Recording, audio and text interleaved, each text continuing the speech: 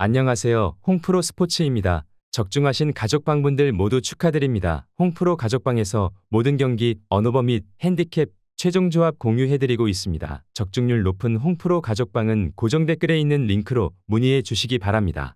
12월 17일 국내, 해외, 농구 및 배구 7경기 분석 시작하겠습니다. 첫 번째로 울산 모비스 대 안양 정관장 경기 알아보겠습니다.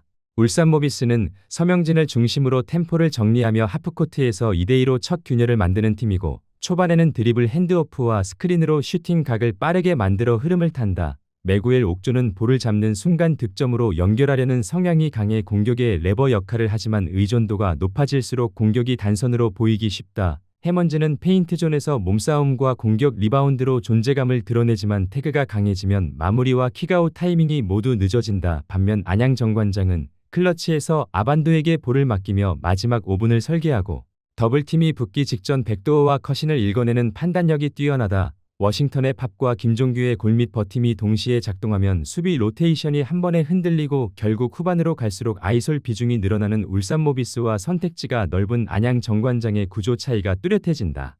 이 경기는 전반은 템포 싸움, 후반은 클러치 운영의 싸움이다. 울산 모비스가 초반 트랜지션 득점을 만들면 흐름을 탈 수 있지만 하프코트로 굳어질수록 공격 선택이 어려워진다. 반면 안양 정관장은 아반도의 판단을 중심으로 워싱턴의 팝과 컷신이 동시에 살아있다. 결국 마지막 두 포제션에서 공격 완성도가 높은 안양 정관장이 승부를 가져갈 가능성이 크다. 안양 정관장 승리를 추천합니다. 두 번째로 BNK 썸 대 하나은행 경기 알아보겠습니다. BNK 썸은 홈에서 수비 에너지와 리바운드 집중력이 올라가면 트랜지션으로 흐름을 탈 수 있고, 안혜지의 빠른 템포 조절과 박혜진의 압박 수비가 맞물릴 때 경기 속도가 살아난다. 하지만 상대가 하프코트로 묶고 스위치로 매치업을 고정시키면 공격 전개가 늘어지며 외곽 타이밍이 늦어진다. 하나은행은 의도적으로 속도를 낮추며 스위치를 유도하고 진안을 중심으로 포스트에서 한 포제션씩 확실하게 가져가는 팀이고, 정예림의 볼 없는 움직임과 이이지마 사키의 패스 선택이 템포를 안정시킨다. 그래서 경기 후반으로 갈수록 빠른 팀보다 느리지만 정답에 가까운 공격을 가진 하나은행 쪽으로 흐름이 기운다. BNK 썸은 초반 템포 싸움에서 우위를 잡아야 한다. 하지만 하나은행이 속도를 늦추는데 성공하면 경기는 포스트 중심으로 재편된다. 그 순간부터 BNK 썸은 어려운 슛을, 하나은행은 계산된 공격을 가져간다. 템포가 떨어질수록 유리한 쪽은 하나은행이다. 하나은행 승리를 추천합니다. 영상은 잘 보고 계신가요?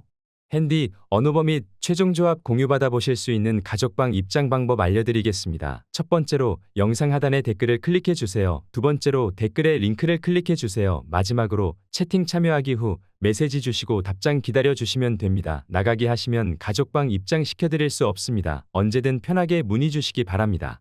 세 번째로 OK저축은행 대 우리카드 경기 알아보겠습니다. OK저축은행은 5대2와 박창성의 미들 유인 움직임으로 전방 블로커 시선을 묶어두고 그 순간 디미트로프와 정광인이 한 박자 빠르게 사이드를 마무리하는 구조가 분명한 팀이고, 세트가 길어질수록 같은 패턴을 반복해도 효율이 크게 떨어지지 않는 강점을 가진다. 특히 디미트로프는 라이트에서 높은 타점으로 블로킹 위를 찍어 누를 수 있어 접전에서도 선택지가 선명하고, 정광인이 리시브와 후위 수비에서 버텨주면 사이드 아웃 안정감이 올라간다. 반면 우리카드는 알리와 아라우조의 파워를 앞세운 고타점 공격이 위력적이지만 리시브가 흔들리는 순간 미들 활용이 줄어들며 공격이 라이트와 사이드로 쏠리는 경향이 있다. 이상현과 박진우의 중앙 블로킹은 타이밍이 좋지만 상대 미들이 적극적으로 유인에 들어오면 한 발 먼저 끌려가며 원블록을 허용할 위험도 함께 커진다. 결국 이 매치업은 중앙을 먼저 흔드는 쪽이 사이드 효율까지 가져가는 구조다. 이 경기는 OK저축은행이 미들 유인으로 블로커 시선을 묶고 사이드가 마무리하는 전개를 얼마나 꾸준히 만들어내느냐가 핵심이다. 우리카드도 알리와 아라우조의 파워로 초반에는 맞불을 놓을 수 있지만 OK저축은행이 서브로 리시브를 흔들어 미들 옵션을 지워버리면 공격은 빠르게 쏠리기 시작한다. 세트가 길어질수록 중앙 유인 패턴이 끊기지 않는 OK저축은행 쪽이 원블록 확률과 결정구 완성도에서 앞설 가능성이 높다. OK저축은행 승리를 추천합니다. 네 번째로 페퍼저축은행 대 기업은행 경기 알아보겠습니다. 페퍼저축은행은 한쪽에 하이볼을 몰아주는 팀이 아니라 박은서와 박정아를 축으로 양 측면을 엮어 공격 리듬을 분산시키는 구조가 강점이고, 박정아가 전면에서 볼을 잡는 순간 상대 블로커 시선을 끌어내며 반대편 세컨드 루트가 동시에 열리는 패턴이 안정적으로 작동한다. 이안비는 연결이 흔들리는 구간에서도 하이볼로 사이드 아웃을 버텨주고 시마무라는 중앙에서 타이밍을 살리는 속공과 블로킹으로 세트 중반 흐름을 잡아준다. 여기에 서브 타겟팅이 붙으면 블로킹 정렬과 디그 커버까지 이어지며 랠리 싸움에서 강점을 만든다. 반면 기업은행은 빅토리아의 결정력이 살아나는 날에는 득점 속도가 빨라지지만 공격이 한 옵션에 쏠리면 블로킹 리딩이 쉬워지고 세트 후반 효율이 떨어질 위험이 있다. 육서영과 황민경이 리시브를 버텨줘야 중앙 활용이 살아나지만 리시브가 밀리는 순간 하이볼 비중이 올라가며 범실 리스크가 커진다. 결국 이 매치업은 분산 전개로 블로커를 흔드는 쪽이 구조적으로 유리하다. 이 경기는 페퍼저축은행이 양측면을 엮어 블로커 시선을 끌어내는 전개를 얼마나 꾸준히 유지하느냐가 관건이다. 박정아가 전면에서 버텨주는 순간 반대편 세컨드 루트가 열리고 이안비의 하이볼 난도도 내려간다. 기업은행은 빅토리아의 결정력으로 맞설 수 있지만 리시브가 흔들리면 공격 선택지가 빠르게 단순해진다. 분산 전개와 범실 관리에서 앞서는 쪽은 페퍼저축은행이다. 페퍼저축은행 승리를 추천합니다. 영상은 잘 보고 계신가요? 핸디, 언어버 및 최종 조합 공유받아 보실 수 있는 가족방 입장 방법 알려드리겠습니다. 첫 번째로 영상 하단의 댓글을 클릭해 주세요. 두 번째로 댓글에 링크를 클릭해 주세요. 마지막으로 채팅 참여하기 후 메시지 주시고 답장 기다려 주시면 됩니다. 나가기 하시면 가족방 입장 시켜드릴 수 없습니다. 언제든 편하게 문의 주시기 바랍니다. 다섯 번째로 서울 SK 대 우츠노미야 경기 알아보겠습니다.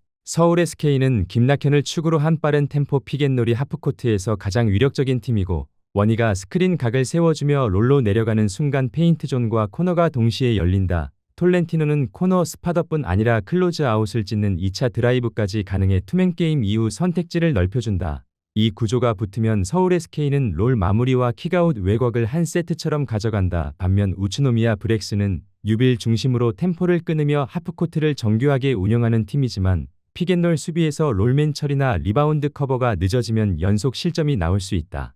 포투가 외곽으로 빠져있을 때 페인트존 세컨드 찬스를 내주면 흐름이 급격히 흔들릴 가능성도 있다. 결국 이 매치는 투맨게임 대응과 리바운드 집중도가 승부를 가른다.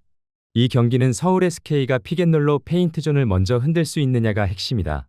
원희 롤 마무리가 한 번씩 붙으면 코너와 45도 외곽이 연쇄로 열린다. 브렉스는 유빌의 미드레인지로 버틸 수 있지만 리바운드에서 밀리면 흐름을 지키기 어렵다. 구조적 우위는 서울 SK 쪽이다. 서울 SK 승리를 추천합니다.